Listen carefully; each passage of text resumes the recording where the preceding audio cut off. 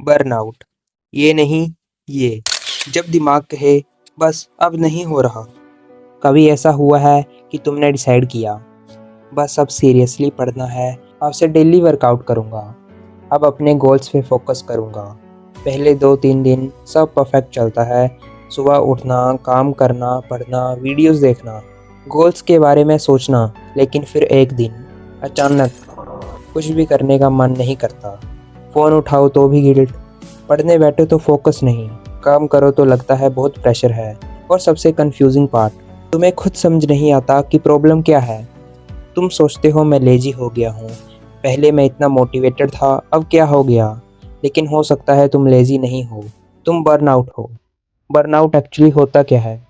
Simple language में समझो, burnout तब होता है जब तुम्हारा माइंड और बॉडी लॉन्ग टाइम तक स्ट्रेस, प्रेशर या ओवरवर्क हैंडल करते करते मेंटली एग्जॉस्टेड फील करने लगते हैं। और ये सिर्फ जॉब करने वाले एडल्ट्स के साथ नहीं होता, स्टूडेंट के साथ भी हो सकता है। अगर तुम कंटिन्यूसली पढ़ रहे हो, एग्ज़ाम का प्रेशर है, फ्यूचर को लेकर भी टेंशन है, एक्सपेक्टेशंस हैं, और साथ में खुद से भी कंस्टेंटली बेटर परफॉर्म करने की डिमांड कर रहे हो, तो एक पॉइंट पर ब्रेन बोल सकता है भाई थोड़ा रुक जा। प्रॉब्लम ये है कि हम अक्सर इस सिग्नल को समझने के बजाय खुद को पुश करते हैं।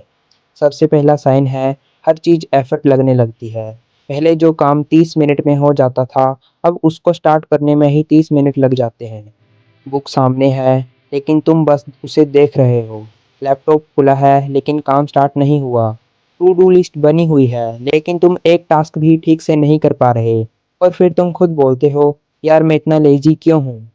लेकिन कभी कभी इशू लेजीनेस नहीं होता, इशू ये होता है कि तुम ऑलरेडी मेंटली ओवरलोडेड हो। दूसरा साइन, छोटी छोटी चीज़ें इरिटेट करने लगती हैं।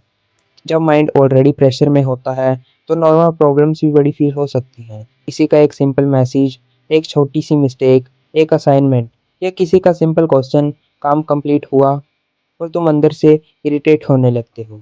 तुम्हें लगता है बस यार, और नहीं, ये वीकनेस नहीं है, ये एक सिग्नल हो सकता है कि तुम्हें रिकवरी टाइम चाहिए। तीसरा साइन, तुम प्रोडक्टिव दिख रहे हो लेकिन एक्चुअली रिकवर नहीं कर रहे। ये सबसे डेंजरस ट्रैप है। तुम दिन भर बिजी हो, फ़ोन में नोट्स हैं, प्लानर बना हुआ है, वीडियोस देख रहे हो, 5 AM मॉर्निंग रूटीन, डिसिप्लिन कैसे बिल्ड करें, टॉप 1% कैसे बने, डोंट वेस्ट योर टाइम। और तुम्हें लगता है मैं इम्प्रूव कर रहा हूँ, लेकिन तुम्हारा ब्रेन कंटिन्यूसली अज्यूम कर रहा होता है। एक काम खत्म नहीं हुआ कि दूसरा, एक गोल कंप्लीट नहीं हुआ कि नेक्स्ट गोल, एक दिन रेस्ट किया तो गिल्ट, और फिर तुम रेस्ट भी प्रॉपरली नहीं करते। रिजल्ट, बॉडी रुकती है लेकिन माइंड नहीं रुकता। तो बर्नआउट से बाहर कैसे निकलें? सबसे पहले एक इम्पॉर्टेंट बात, बर्नआउट का सल्यूशन और ज़्यादा मोटिवेशन नहीं है। कभी कभी तुम्हें मोटिवेशन नहीं, रिकवरी चाहिए। अपनी एक्सपेक्टेशन थोड़ी कम करो। अगर तुम ऑलरेडी एग्जॉस्टेड हो, तुम्हारा टारगेट है कल से 10 आवर प्रोडक्टिव, तो चांस है कि तुम और प्रेशर क्रिएट करोगे। इंस्टेड बोलो आज बस एक इम्पोर्टेंट काम कंप्लीट करूँगा। स्मॉल विंस को अंडर एस्टिमेट मत करो, क्योंकि जब माइंड एग्जॉस्टेड होता है कंसिस्टेंसी रिस्टार्ट स्मॉल स्टेप से ही होती है। रेस्ट को रिवार्ड मत समझो। हमारी एक स्ट्रेंज हैबिट है, हम कहते हैं पहले सारा काम कंप्लीट करूँगा फिर रेस्ट कर लूँगा। प्रॉब्लम, काम कभी कंप्लीट होता ही नहीं। इसीलिए रेस्ट को रिवॉर्ड की तरह ट्रीट मत करो। रेस्ट भी रूटीन का पार्ट है। अगर तुम 24 आवर्स कंटिन्यूसली अपने ब्रेन से परफॉर्मेंस मांगोगे तो नेचुरली एफिशिएंसी डाउन होगी।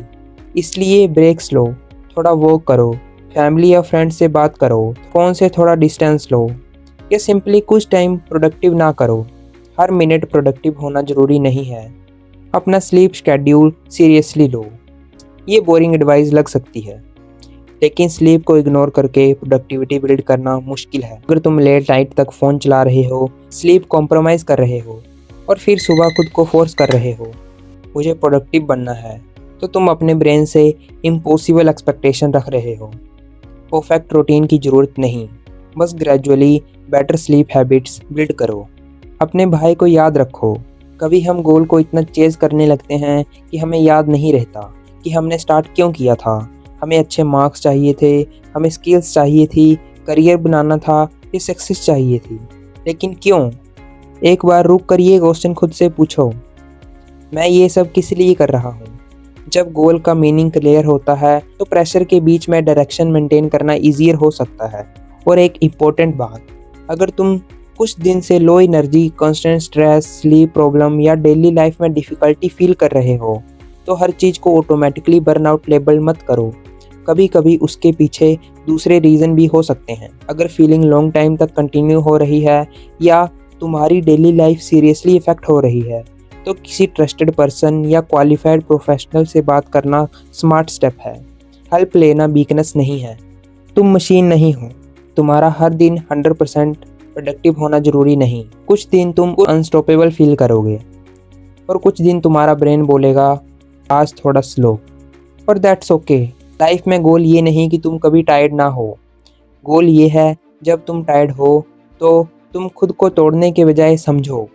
इसीलिए अगर आज तुम मोटिवेटेड फील नहीं कर रहे, खुद को इमीडिएटली लेज़ी मत बोलो। एक बार रुक कर पूछो, क्या मुझे मोटिवेशन की ज़रूरत है या मुझे रिकवरी की? Because sometime you don't need to push harder, you just need to recharge. और अगर तुम्हें ये वीडियो रिलेटेबल लगे तो कमेंट में सिर्फ एक वर्ड लिखना, रिचार्ज। मिलते हैं अगली वीडियो में, तब तक के लिए बाय।